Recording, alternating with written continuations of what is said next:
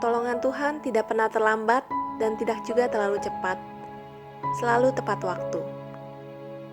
Kali ini saya akan berbagi pengalaman iman berawal dari telepon orang tua saya yang mengabarkan bahwa pengurusan sertifikat rumah kami terhalang karena adanya tunggakan pajak mobil atas nama saya yang sudah dijual sejak setahun yang lalu. Kesalahan saya adalah saya lupa untuk memblokir mobil tersebut. Saya mencoba menghubungi pembeli mobilnya, tetapi ternyata mobil itu sudah dijual ke penjual mobil dan orangnya itu pun sudah menjual kembali ke orang lain. Akhirnya singkat kata saya gagal menghubungi pemilik mobil untuk memintanya membayar pajak mobil. Keesokan harinya saya bersiap untuk ke bis SIM keliling untuk mengurus blokir STNK.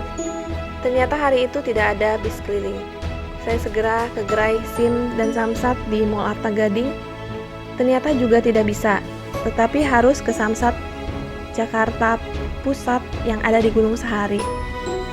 Saya memutuskan untuk langsung ke sana walaupun langit sudah mulai agak mendung. Karena saya tidak ingin membuat mama saya terlalu khawatir karena urusan ini. Sepanjang perjalanan saya juga berharap pertolongan Tuhan dan terus melanjutkan perjalanan. Semoga dilancarkan. Sesampainya di sana, setelah parkir, saya mencari lokasi yang harus saya tuju, karena ini pertama kalinya saya ke sana. Setelah bertanya pada Pak Polisi yang berjaga, saya menuju ke depan lobi melalui samping. Tiba-tiba hujan turun deras. Saya mempercepat langkah, tetapi hujan terlalu deras. Akhirnya saya berhenti berteduh di pohon kecil di samping gedung.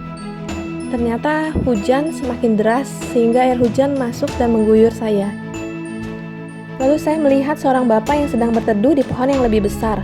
Segera mengambil payung dan menjemput saya yang kebasahan. Lalu kami berteduh bersama di pohon yang lebih besar. Dari bawah pohon besar itu saya dapat melihat lobi gedung dan bis Samsat yang saya tuju. Saya hanya tersenyum membayangkan sudah sejauh ini perjalanan saya, tetapi hanya dapat melihat dari jauh.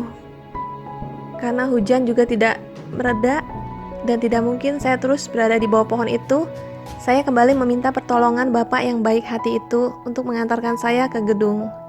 Terima kasih, Pak. Sampai di sana, sangat ramai orang banyak berdiri menunggu panggilan. Saya segera menghampiri Pak Polisi yang piket dan menanyakan yang harus saya tuju. Ternyata bis yang ada di parkiran depan, tetapi hujan masih sangat deras.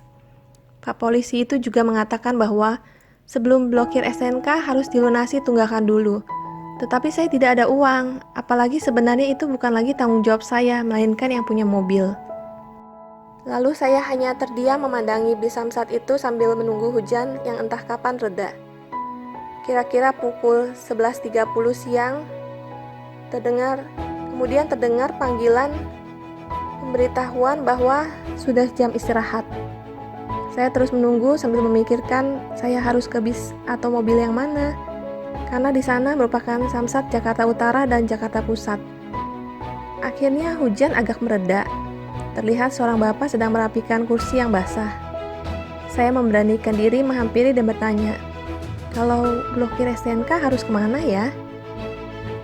Ternyata saya bertanya pada orang yang tepat. Betul di sini, Bu. Mobilnya sudah dijual, tanya bapak itu. Iya, Pak. Oke, saya bantu. Sudah ada fotokopi KTP dan kakak? Tanyanya. Belum. Materai? Belum. Oke, saya pinjam KTP dan kakaknya. Lalu ia pergi fotokopi, naik ke atas bis. Beberapa saat kemudian ia sudah membawa KTP, KK, dan fotokopiannya beserta print-printan detail mobil yang sudah saya jual itu. Wah, benar, itu nomor mobilnya, pikir saya. Bisa bantu materainya juga, Pak? Setelah lengkap, bapak itu bilang, Bu, sekarang kan jam istirahat. Berkas ibu akan saya masukkan. Ibu pulang saja, karena saya lihat dari tadi ibu bengong. Jangan terlalu lama di sini, Bu. Nanti 2 hari lagi ibu bisa ke sini untuk ambil bukti blokirnya. Saya pun menurutinya sesudah mengucapkan terima kasih. Karena melihat begitu ramainya pengunjung, kemungkinan juga saya tidak akan kebagian. Dan saya pun tidak ditagih untuk membayar tunggakan itu. Sepanjang perjalanan pulang, saya terus memuji Tuhan. Pertolongannya tidak pernah terlambat. Setelah sebelumnya hujan deras, saya berpikir, mungkin hari ini akan gagal. Ternyata pertolongan Tuhan tepat waktu. 2 hari kemudian, saya kembali ke Samsat untuk mengambil bukti blokir. Ternyata sudah kosong data kepemilikan kendaraan saya. Luar biasa, Tuhanku sungguh besar.